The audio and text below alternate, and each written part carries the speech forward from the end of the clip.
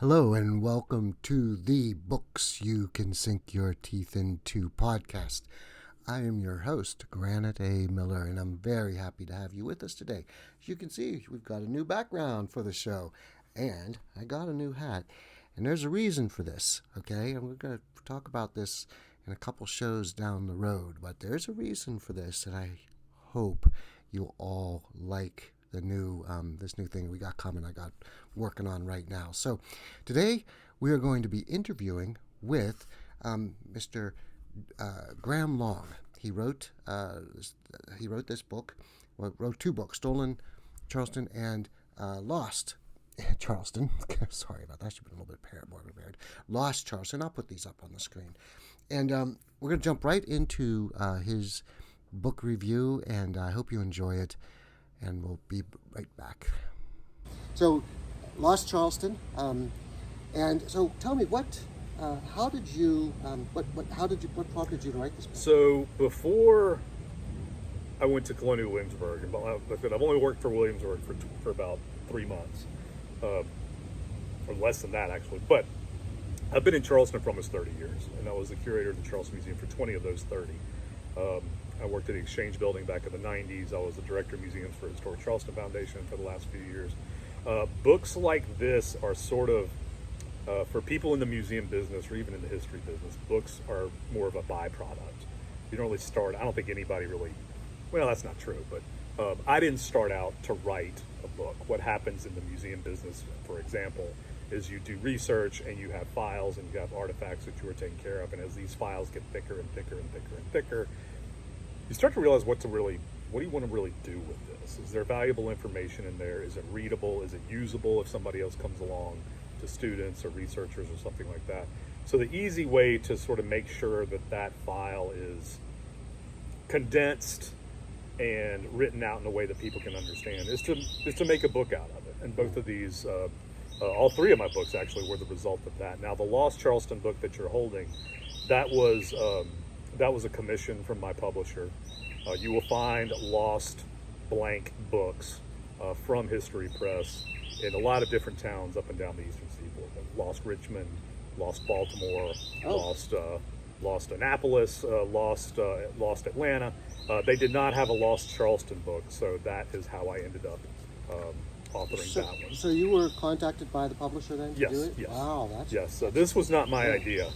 This was continuing, this was an offer from them to continue their series. And that's, so I sat down and we had a nice look at parts of Charleston that people sort of knew about, but didn't maybe know the whole story. Parts of Charleston that are gone forever and no one knew about. And unlike most of the other, well, I won't say unlike most, but unlike a lot of the other Lost series books from History Press, they let me kind of play with this one. I did more than just buildings in this one. So there are plenty of lost buildings, but there's also lost landscapes, lost military encampments, lost cemeteries to a point. So that was fun to work on. Yeah, what I like is not only is it extremely well written, but there are pictures, there are maps, there are the old ones. So you actually can visualize the rooms, the houses, where things were, and it's really, really good for anybody who's into history. Isn't highly encourage to get this, especially if you like the Charleston area or coming to visit. Right, this is a good book to get because it'll give you there's a lot of history in Charleston, and this will definitely get you started on the right path. Tell me, what is it about? What in this book is your favorite part? There are two examples of lost towns. Charleston is old enough to where we have lost townships, not just buildings and not just people, but entire settlements as well. So one of those, the two towns I cover in the book is Ashleytown, which actually this was where we are now in my neighborhood. Was on the kind of the outskirts of Ashleytown in the early 18th century. So the Ashleytown was before the plantations that are down the road here? Right. So this was a town, or this neighborhood rather, and the neighborhood across Highway 61 where we are now, were established as a ferry. This was a ferry point or a ferry landing across the Ashley River. Okay. So in so doing, as that ferry got busier and busier and busier, they established They mapped out a town square and a grid little street system and laid that out. So roughly, if you're down at Bees Ferry and Highway 61 at that intersection now, where we meet on Sundays to run in the morning, that is where the map of this town, or the plat of this town, was initially laid out. It did fine for a little while. It never quite took off, but did establish itself. There was some shops. There was a few trade shops here as well. Certainly some residences. But after a while, most of the ferry traffic started to sort of move on and move to different parts of the river, and it didn't quite catch on here as well. Are there any remnants of that ferry point landing that you could find? Remnants, no, but the exact location of the ferry landing is where the train bridge is now. So if you go through a neighborhood, fishing spot. Whoops, we shouldn't say that. Oops, whoops. Uh-oh. If you go through the neighborhood, it's called Drayton on the Ashley, right over there. You'll go down. There's a public, or there's a neighborhood swimming pool there, and just beyond that, you'll see the train truss drawbridge. That is the exact landing of the old ferry. Yeah, when we lived in the condo, we actually had an access out to the river. Mm-hmm. Yeah, right there. And we were right there by that train bridge. Yep. And so that's very cool. So people have been landing there. People have been crossing the river there for 300 years. So, and then the other town is not a very unknown place, which was called Willtown. Bees Ferry here, or the ferry landing here, which would eventually become Bees Ferry, hooked up to a wagon road that went down towards Jacksonboro. And in Jacksonboro, there was an establishment called Willtown. Now, Willtown is all swallowed up by the Ace Basin now. So it's in a huge wildlife refuge. And you've got to go pretty deep into the woods to find any remnants of Willtown. But the church columns are still standing up back there. There's still some building foundations back there. Is that on a park now? Or? It's actually on private property. Just to give our listeners an idea of Charleston, in case they're wondering. So you have Charlestown proper, and then you go up the river, and then that becomes the Ashley River that kind of turns back. And that's where we're at right now in Ashley, West Ashley. But then you could take this ferry trail, which will take you back down towards the ocean, towards the Folly Beach, Kiowa. So if you could see it in your mind, or maybe I'll throw a map up. Yeah.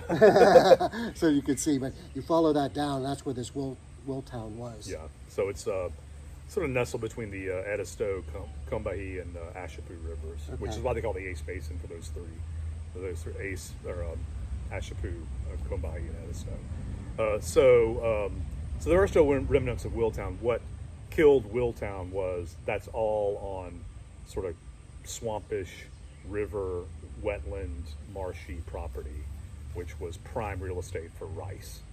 And so once rice took off, or begins to take off in the early 17th or 18th century in Charleston, there is all the surrounding areas is getting purchased up to put in rice plantations, and the town doesn't have a chance after that because it's just completely surrounded. But Willtown was supposed to be on the same level as Charleston.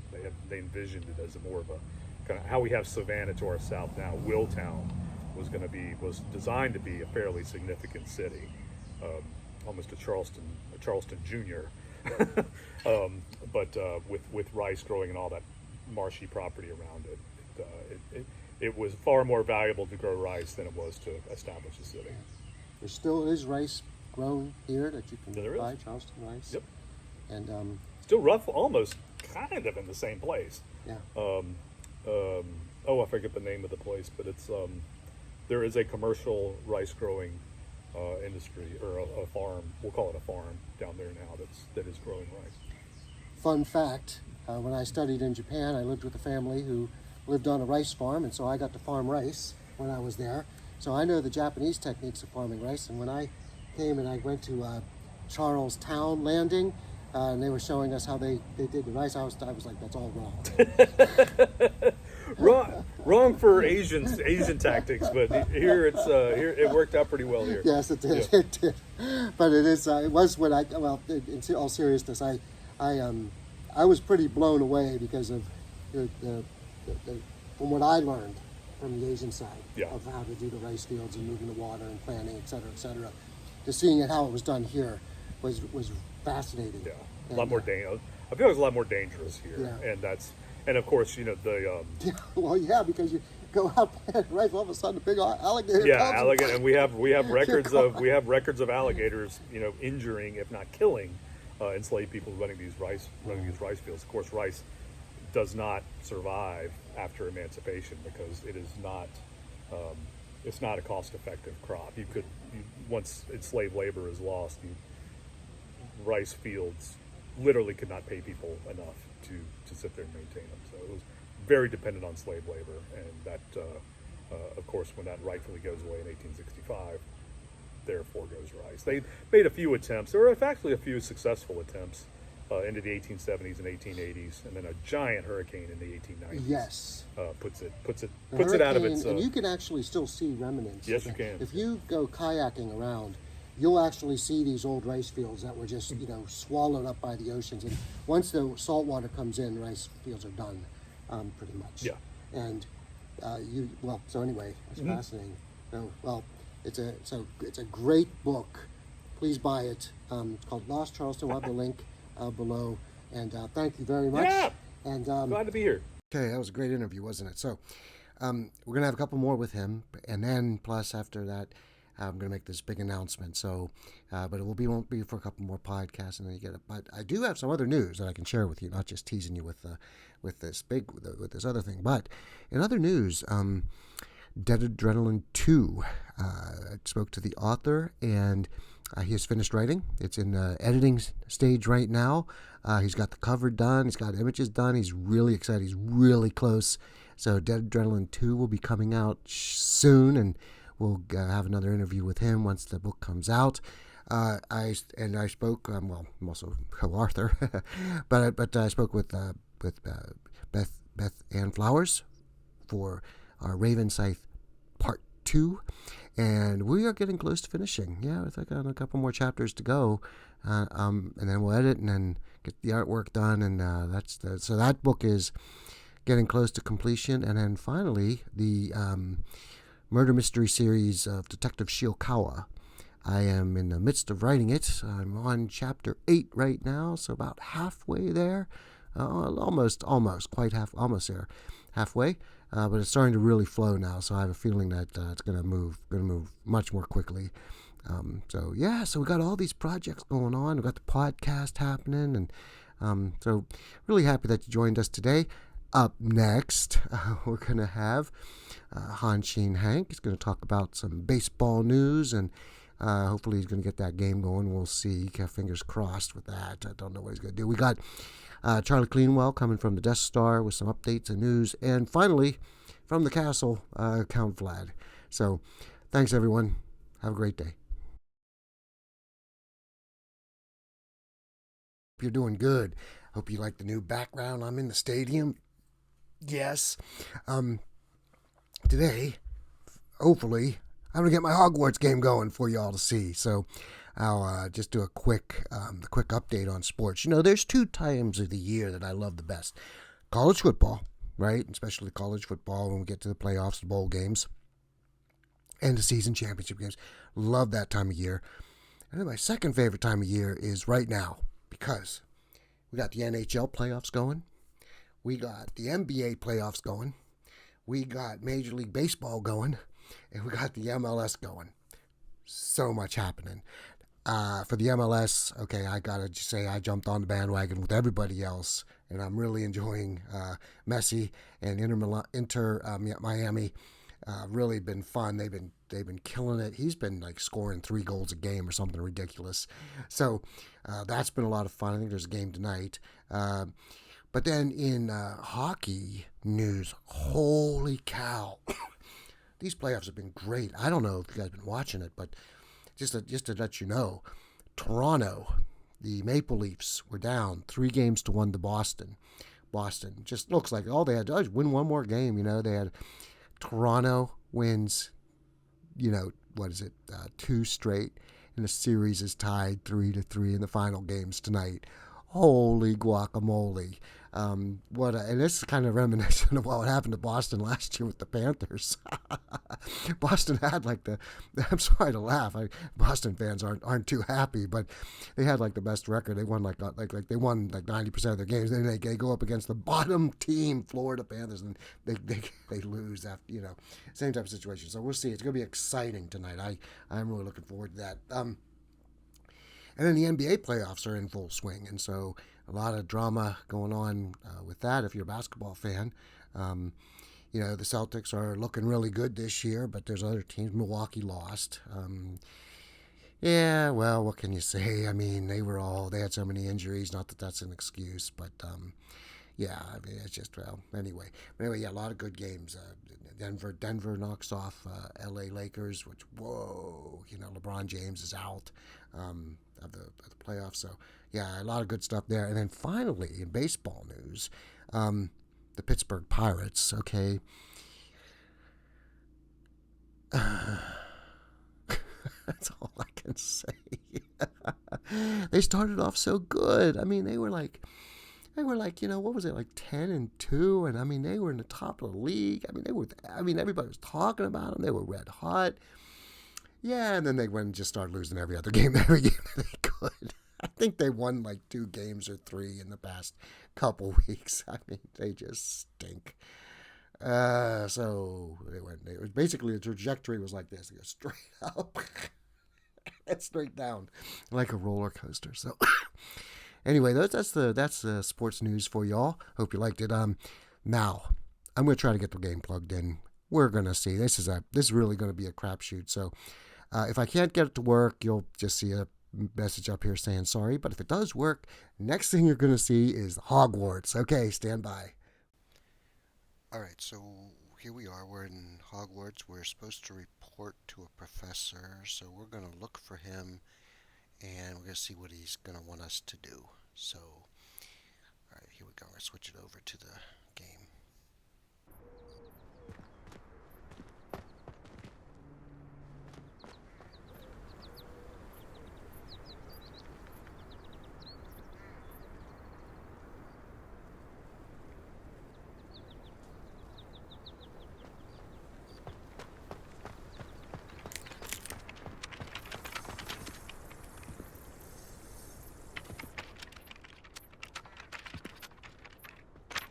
You have a new spell to teach me, Professor. Indeed I do, and an exceedingly useful one at that, the mending charm Reparo. Fixes things right up, makes a broken object good as new in the blink of an eye. It seems as if that might come in handy. More frequently than one would imagine. As Professor Weasley mentioned, I am not the only one who will be teaching you spells outside of class in an effort to catch you up with your peers. A number of your professors have agreed to do so as well, but first, each shall ask that you complete a few preliminary tasks to hone your magic.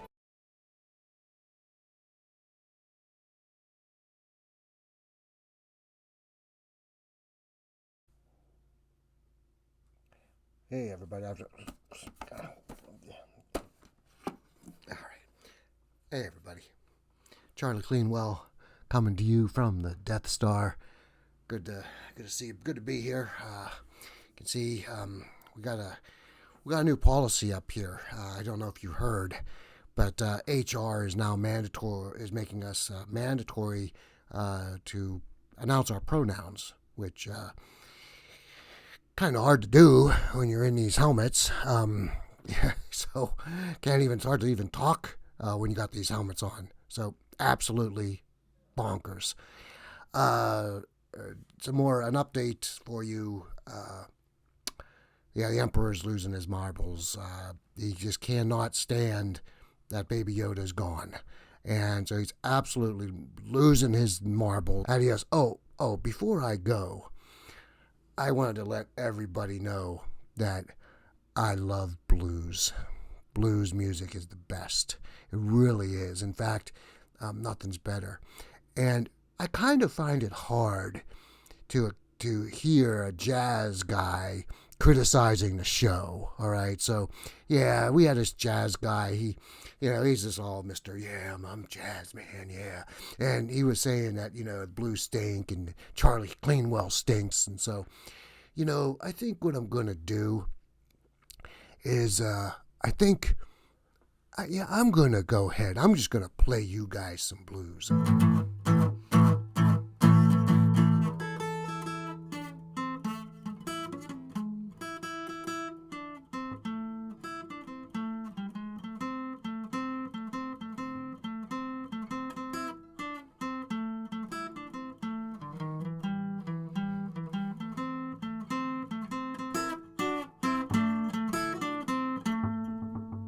That's right. There's some good blues for you. I'd like to see a jazz guitarist do that. Don't think he or she can. All right, it's Charlie Cleanwell. Over and out.